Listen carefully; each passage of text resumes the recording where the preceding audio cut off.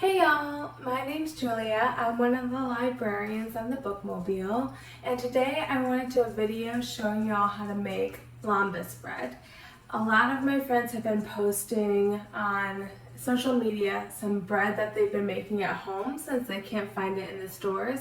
And being an avid fantasy reader, one of the first things I think of when I think of bread is lembas bread from the Lord of the Rings. Now, Tolkien doesn't ever really give us a recipe, so we're going to kind of try to make one of our own. Lembas bread is what they eat on their trek to Mordor, and in fact it's first brought up in The Fellowship of the Ring by J.R.R. Tolkien. And I'm going to just read you a little passage of where it's mentioned as they're about to head off to Mordor from Lothlorien.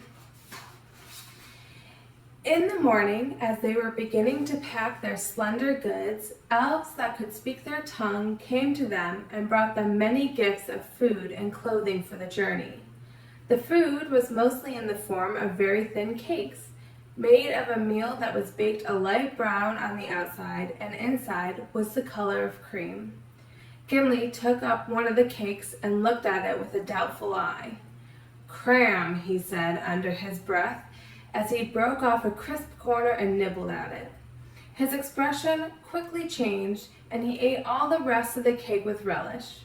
"No more, no more," cried the elves, laughing. "You have eaten enough already for a long day's march."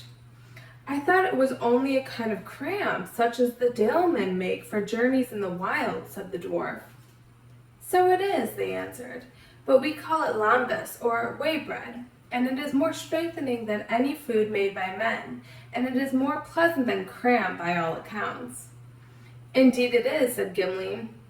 "Why, it is better than the honey cakes of the Beornings, and that is great praise, for the Beornings are the best bakers that I know of, but they are none too willing to deal out their cakes to travelers in these days. You are kindly hosts." "All the same, we bid you spare the food," they said. "Eat little at a time, and only at need. For these things are given to serve you when all else fails. The cakes will keep sweet for many, many days, if they are unbroken and left in their leaf wrappings, as we have brought them. One will keep a traveler on his feet for a day of long labor, even if he be one of the tall men of Minas Tirith." Now,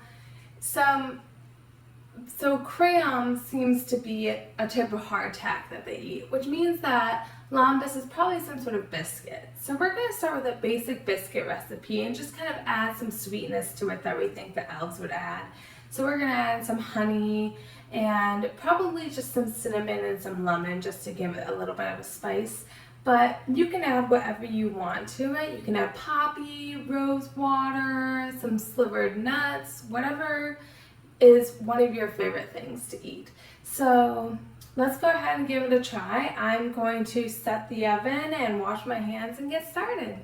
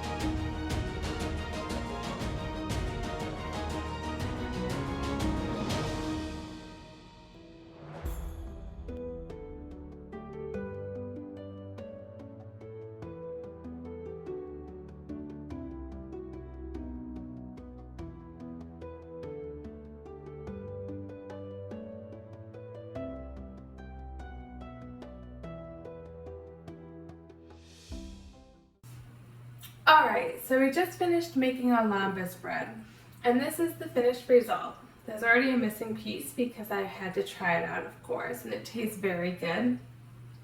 I ended up putting a crisscross design on the cover, or on the front, because that's sort of how they're designed to look in the movies.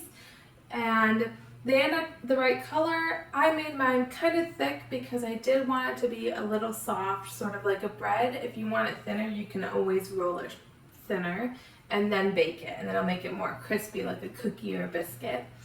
But that's about it. I mean, it's if you wanted to add something to it, you could always put some sort of glaze or powdered sugar on top, or dip it in milk, or tea probably would also be good. But you have finished making your lembas bread, so please let me know what you thought.